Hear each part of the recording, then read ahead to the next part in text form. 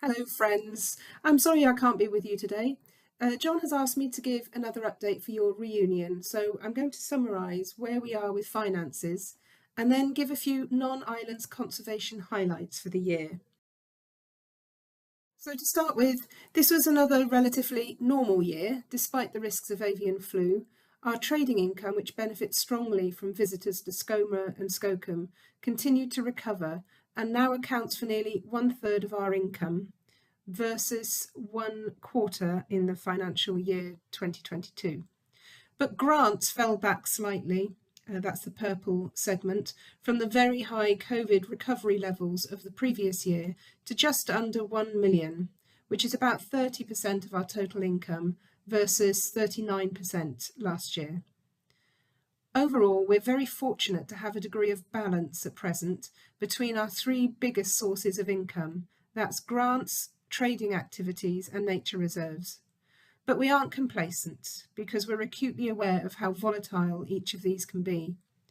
Grants in particular remain very lumpy, costly to bid for, and almost never nowadays fully cover the core costs associated with delivering those grants.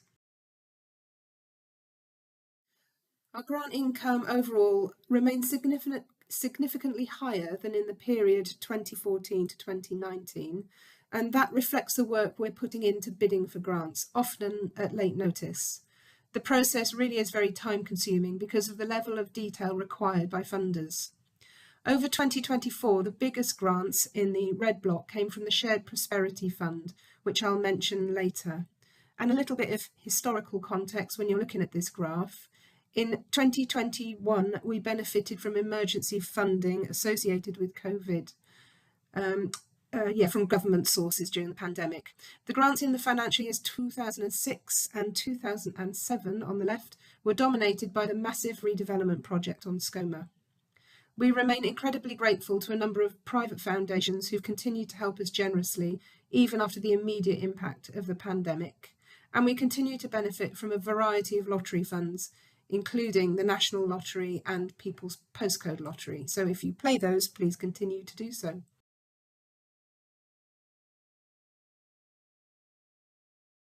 Recent years have seen some external focus, including in the media, on charities and how well they're run. This chart shows that while staff numbers are recovering to pre-COVID levels, all of that growth is in the conservation teams rather than support staff. This is great for funders. People like to see low support costs, but is a continued challenge as our work grows and is supported by the same number of people. Over the last few years, we've also made significant progress in improving pay and conditions, including pensions, so that we're more likely to retain our excellent staff. Working in conservation may be a vocation, but it's wrong to ask the staff to be the charity. So the board is determined to continue to work further to improve staff pay and pensions, accepting that this will, of itself, impose financial challenges in the current environment for grants.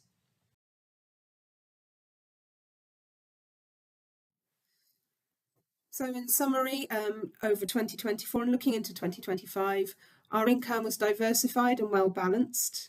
We remain focused on the need to get acknowledgement from Natural Resources Wales and Welsh Government of the necessity for sustained longer-term core funding for conservation.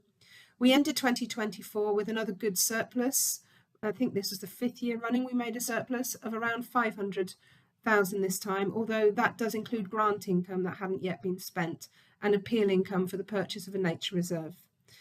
Our visibility of some sources of funding, especially grants, remains difficult. And inflation, as well as the need to manage our large portfolio of reserves and buildings, remain significant pressures.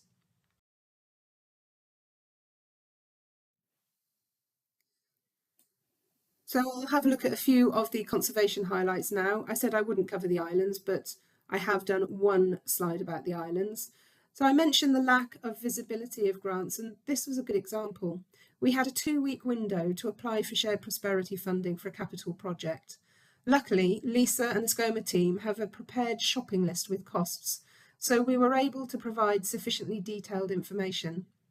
The grant covers upgrades of solar arrays and battery storage, as well as a whole load of different infrastructure repairs, including the overspill staff accommodation, library windows and visitor kitchen on Skoma. Delivering a grant of that size in just one island season across the 2 islands is extremely challenging, and I'm really very grateful to the staff, to their volunteers and to Dale Sailing for pulling it off successfully. The grant funders were really impressed with the project and the way we ran it, so it means that we're more likely to get funding in the future from them.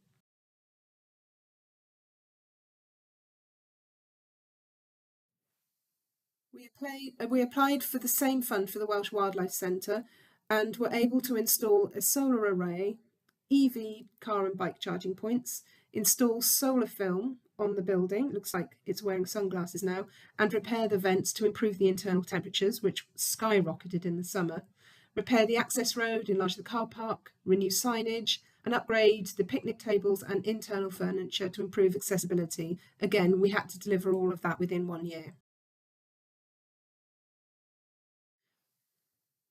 Building on the project at the Welsh Wildlife Centre, we're developing a programme of further capital improvements surrounding buildings and the infrastructure to further improve the accessibility and sustainability. And we're working with a consultant to engage new audiences and seeking their input into the capital works and to changes we can make to our offer to encourage repeat visits. The capital work we're planning includes designs for a new, far more accessible and visible entrance, which we're really excited about, and we've just received planning permission for that. Right now, I'm working on our Heritage Lottery Fund application and several match funding grant applications, all of which have to be submitted in late February, and that's the reason I can't be with you in person today. It's like writing several dissertations at once, so I'm sorry about that.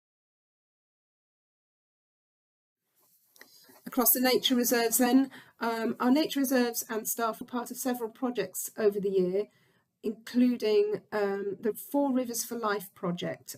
This is Llangollen Fen, which is part of that. The river at Llangollen Fen has been extensively straightened and dredged, drying out the fen in the summer, and the deep straight channel is no good for wildlife. So adding wood into the river creates structures that pinch the flow and force the river to renaturalise. The idea is to mimic the natural processes that happen when trees fall into rivers, and it kickstarts the creation of new habitats as eroded material deposits in the flow shadow of the wood, creating new gravel, sand and silt bars. And that creates spawning areas for fish and positively impacts the food chain. It's been really successful, and we hope that this experience is translated into more rivers. Of course, if we had beavers, they'd do this work for us, but I think we're still a little way off that. We've also worked in partnership with Butterfly Conservation Wales and NRW, and we've discovered 4 new marsh fritillary sites within Ceredigion, 3 near Tregaron and 1 at Capel Cynnon, Erowfach Nature Reserve. And this year, the Ceredigion local group ran a swift project, installing 60 boxes around the county where swifts are present. This is just an example of some of the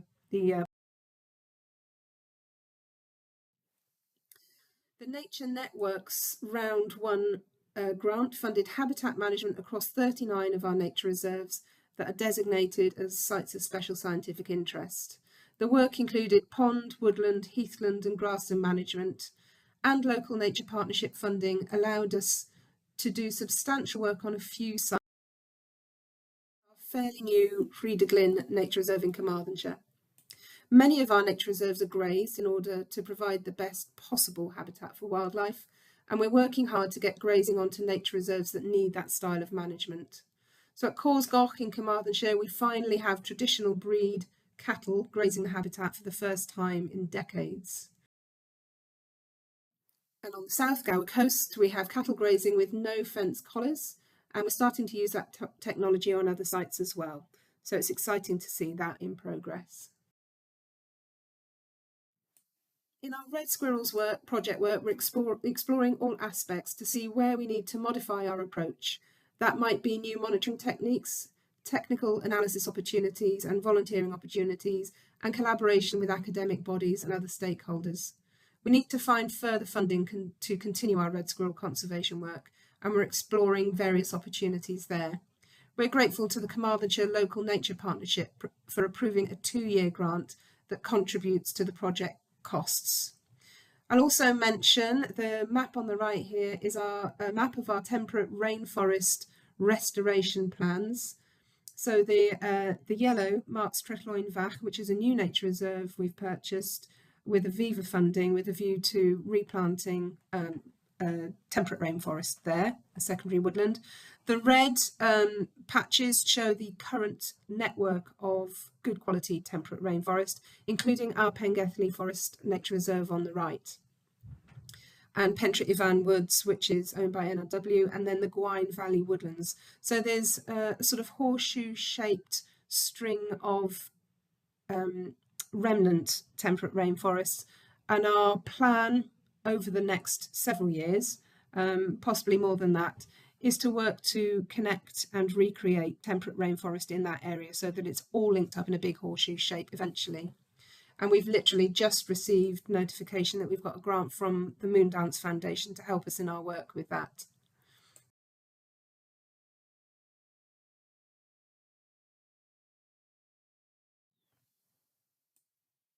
Plans for riverside habitat restoration and reintroduction of water voles in the Vale of Glamorgan picked up pace during the year, with reintroduction starting in the late summer. We identified release sites on the Thor in the Vale and worked with the landowners to get written consent. The plans expanded into the Ely catchment, and in the Thor catchment we plan to create a series of large ponds alongside the river on the Fonman estate, which benefit a whole range of species as well as water voles. The benefit will also be hydrological, holding more water in the catchment during periods of drought, and conversely preventing water and sediment surges downstream during periods of heavy rain. If you look at the picture there on the left when we started the rest, look at this picture here. Although that the photo was taken a year later, it really shows a contrast with the previous picture and the way that nature has sprung back. So it's lovely to see those the benefits of the work we're doing on the ground. On the marine side, our bottlenose dolphin acoustic research continued over the year. It's the only project of its kind in Welsh waters, so we're using long-term acoustic recorder deployments to determine the presence of dolphins throughout the day at specific sites. Recording dolphin signature whistles will allow us to track individual dolphin movements at unprecedented spatial and temporal scales inside and outside of the protected area. And if you think this is exciting, wait until next year when I can tell you more about our dolphin poo research. Most of our Team Wilder work is delivered through grant-funded projects. So the Stand for Nature Wales project covered Cardiff and coastal Ceredigion. It's just finished, and it was a youth-led project empowering young people to take action for nature. A 3-day youth summit was held in Llangrannog at the Erith Centre with 84 young people attending from across Wales. The summit was a great success with a whole variety of workshops, guest speakers and wildlife activities. The Youth Forum also planned a campaign raising awareness of river pollution in Cardiff, and we helped organise a Senedd event where the forum met with members of the Senedd to talk about the wider Wales pesticide campaign. The Living Seas Youth Forum met with Ben Lake MP in Ceredigion to film an interview for the forum's climate change themed documentary, which was launched in the summer. And we teamed up with the Youth Forum in North Wales to collect seagrass seeds as part of Project Seagrass's restoration project. We've been so impressed with the creativity and drive shown by the young people we've worked with over the year, so we're going to continue to try and work with them, although these projects have ended now.